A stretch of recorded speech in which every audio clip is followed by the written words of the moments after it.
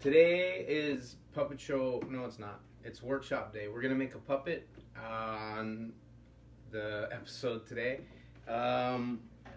using an old pattern. So back in the '60s, which is even before I was born, they used to put things. There was a movie called Jungle Book, and there's a new version of it now. But the old version of Jungle Book, the Disney original version, was a big deal in the '60s, and they advertised it in cereal. So they used to put toys in cereal boxes, and on the back of cereal boxes they used to put cutout puppets, and that's where I got these from. These aren't the original ones. I printed these off of the internet. There's a ton of these kind of things. If you search around on the internet, there's all kinds of like things that you can print that used to be a thing and are now just things that exist on the internet. So these are characters from Jungle Book. There's Shere Khan, right? The tiger. And he's in pieces. They're all in pieces that you cut out and you stick them together and you make a puppet. That's Bagheera, right? The panther or jaguar, I'm not sure. This is King Louie, right? That guy. And then there's three other ones. One of them was King Hathi, the elephant. Well, where is he? And I made that one already just to show you how they work. So they're, once you cut out all the pieces, you sort of thread them together. You sew them together. And I'm going to teach you a little bit of sewing today, which is pretty advanced, but whoops, I'll be right back. I'll be right back. Here he is again. He was on a string, but that wasn't strong enough, so it fell off. It doesn't matter. There's a little lever on the back, and what you do is you move it, and the head moves, and the foot moves, and the tail moves. They're all different, right?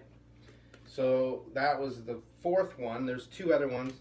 One is Flaps, the bird. That's what I'm going to make this morning. These are all the pieces that I cut out ahead of time. And the sixth one is Baloo, the bear from Jungle Book. And I couldn't find that one. So if anybody out there sees that one, finds it, let me know. It's really hard to find, though. It's almost impossible, it seems like. But anyways, I'll show you how to do this. So you get these off of the internet. You print them out.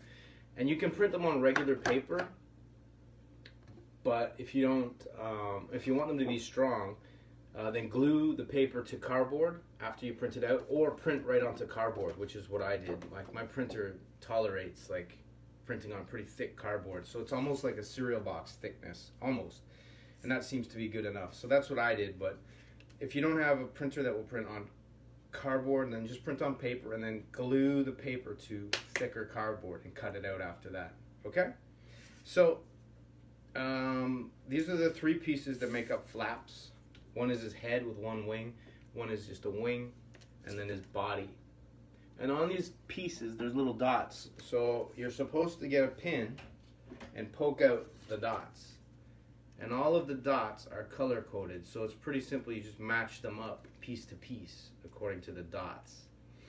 Okay, so I'm just poking through these holes on the body, and then I'll poke the holes on the wing. And then you get yourself a needle and a thread. And so you might have to get help with some of this stuff, because I don't know what they were thinking back in the '60s, but this isn't something that kids can really do by themselves. So get some help with it if you're a kid, and just poke these holes out. Get your parents to poke these holes out for you. And then a needle and thread. So I use a pretty big needle so that the eye of the needle is pretty big, and it's easier for me with my glasses to thread it. You put some thread through there, and I used a double thread for this because I think it's just easier. So I put the thread through the needle, through the eye of the needle, which is the hole in the needle, and then I evened it out, right? And then in the one end of the thread, I tied a little knot, okay? So that it's a loop of thread through the needle. And I'm going to use this to sew this together. So to sew, what you're doing, on the instructions, by the way, when you print these out, it's really hard to read the instructions because the printing is, quality of the image isn't that good. So you kind of have to figure out what they mean. But you put, basically on all of them, you put the head part in the front, and you put the other part on the back. Right, so you have the main part, which is the body, and then you put the wing back here, and you put this back here. And you look for the dots that match. So This one has blue dots and blue dots, so I'm going to sew the blue dots together. Also, I think if you don't want to sew or don't know how to sew, that's okay. I think you could use, I don't know what they're called, but they're these little, hey Alex, what's up? Thanks for tuning in.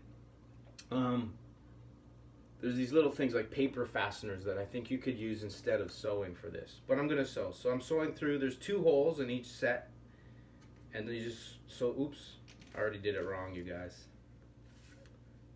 So I'm back sewing, I'm sewing back through the hole because I like to start from the back instead of from the front so the knot doesn't show. That's all. Not a big deal. But you want it to look good. So there we go.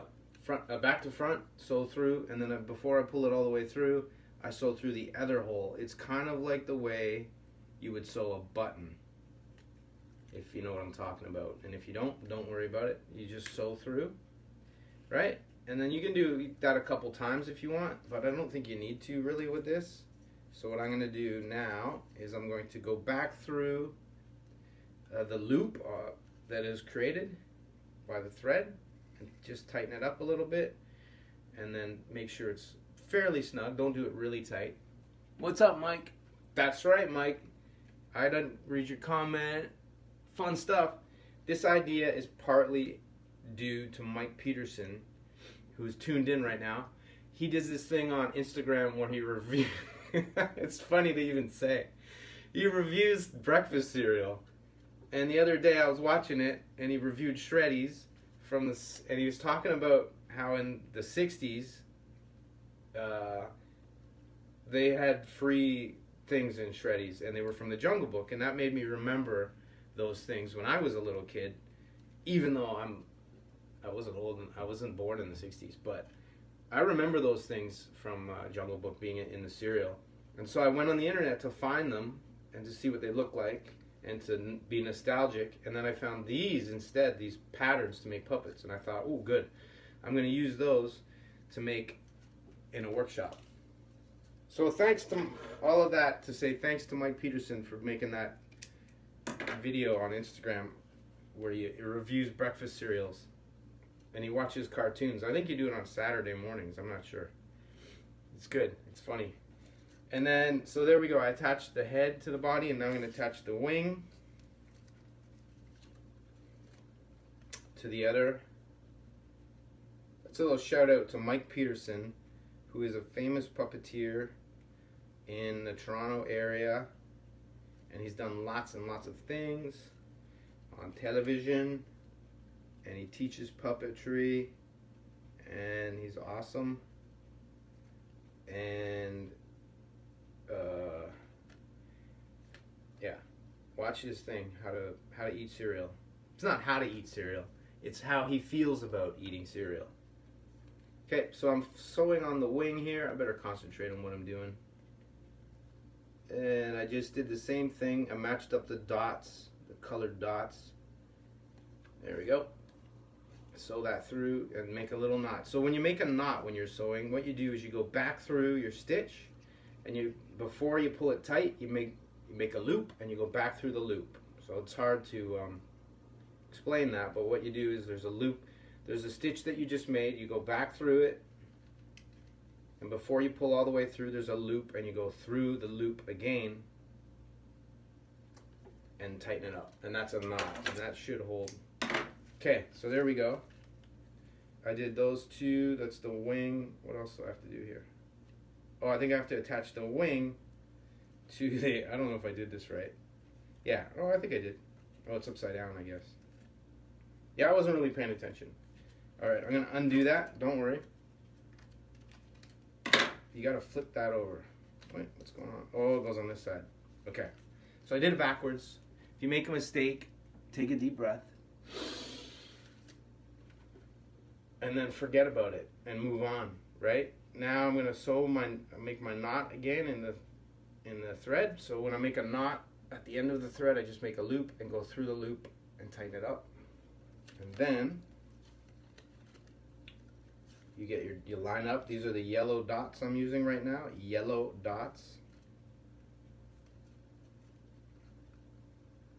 And really the point of this whole workshop isn't really necessarily to make these ones, but there's tons of this stuff. Like I said at the beginning, if you start searching around on Google or whatever your search engine is of choice, you'll find like all of these old patterns that people are preserving on the internet, that they're puppets. Some of them are puppets, but it doesn't have to be.